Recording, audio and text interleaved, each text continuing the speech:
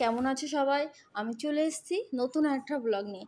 আর আমি ভোরবেলায় এসে আগে ছাদ বাগানে আসি, এখানে সবজিগুলো তুলে নিই আর গাছগুলো কেমন আছে সব দেখি। আমি প্রথমে কিছু শশা তুলছিলাম, গাছে দেখলাম শশাগুলো বড় বড় হয়েছে, দুটো তিনটে শশাগুলো তুলে নিলাম আর সবজিগুলো তুললাম। এখন সমস্ত সবজি আছে, কিছুদিন বৃষ্টি হলো তো ওই কারণে গাছগুলোও ভালো আছে আর সবজিগুলোও সব ঠিকঠাকই আছে। ভেন্ডিটা, বরবটিটা, ঝিঙেটা এগুলো ভালোই হচ্ছে। আর শশা সবজি আমার সব তোলা হয়ে গেল। আমি সবজি তুলে আবার রান্না বান্না সেরে নিলাম, যেহেতু শ্বশুরমশাই বাড়ি আছেন ওই কারণে ওনার জন্য রান্না করলাম। আর আমরাও সকালবেলাটা খেয়ে গেলাম আর ছেলেকে স্নান টান করিয়ে রেডি করে দিলাম। আর আমি রান্নাঘরে কিছু সবজি গোছাচ্ছিলাম, আমার ছাদ বাগানের মাছ জন্য যেহেতু নিয়ে যাব কিছু সবজি ওই কারণে। আর আমাদের হিমসাগর গাছ ছিল, শ্বশুরমশাই সেখান থেকে পাকা হিমসাগর আম এনেছিল, একদম গাছ পাকা, তাই মার জন্য কিছু নিলাম। আর মাদেরও আছে কিন্তু ওদের এখনও হিমসাগর নেই, ওদের আম্রপল্লী আছে আর ওগুলো না আষাঢ় মাসে পাকে, এখন পাকে না। এখানে কিছু কাঁচা আমও নিয়ে নিলাম। আমি এখন যাচ্ছি বাবা বাড়ি। হাই, কেমন আছো তোমরা? এখন আমি যাচ্ছি বাবা বাড়ি। বাবা বাড়ি রোলের সাথে খেলা করতে যাচ্ছি।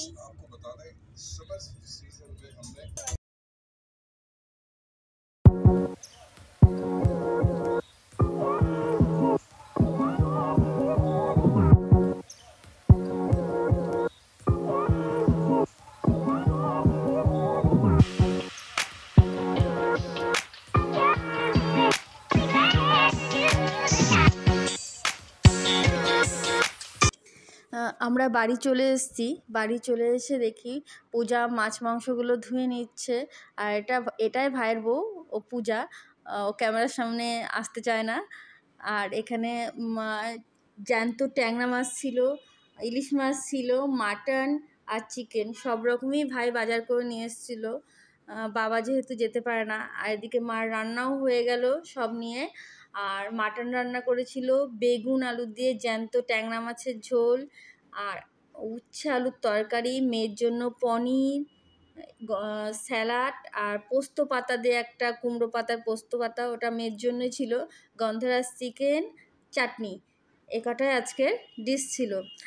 তারপরে মার জামাইকে খেতে দিচ্ছে, মাছ তুলছিল বাটিতে, তা আমি বললাম একটু প্লেটে দাও, যেহেতু ট্যাংরা মাছগুলো একটু বড় বড় ছিল ওই কারণে প্লেটে দিলে ভালো হতো, বাটিতে ধরছিল না। তা মা বললো না ধরে যাবে, তা মা ঠিক গুছিয়ে দিয়ে দিল।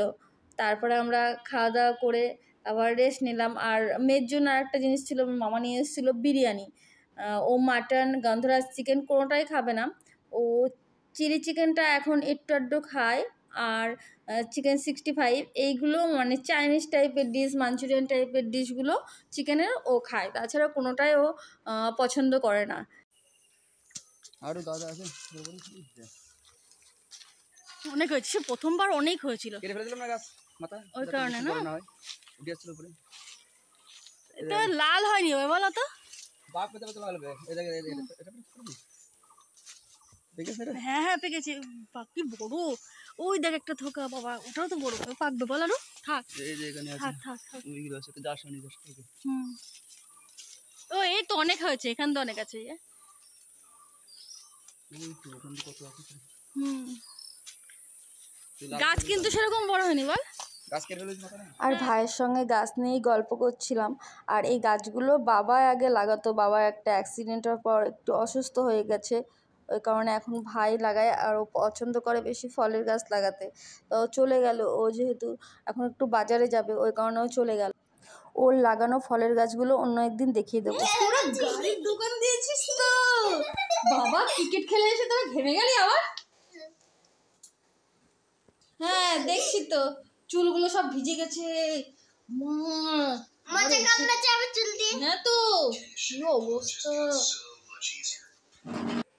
এ তোদের জন্য কি আনছি বলতো, খাবি কি বলতো না? হ্যাঁ কি বলেছে ভাই? লোভ পেয়েছে, আচ্ছা হ্যালো। আর এই যে স্যুপটা, মোমো খাওয়া সব 3 ভাই বোনে ওরা মোমোটা খেয়ে নিল। আজকের মতন ভিডিওটা এই পর্যন্ত। ভালো লাগলে অবশ্যই লাইক করো। আর গুড নাইট, বাই বাই।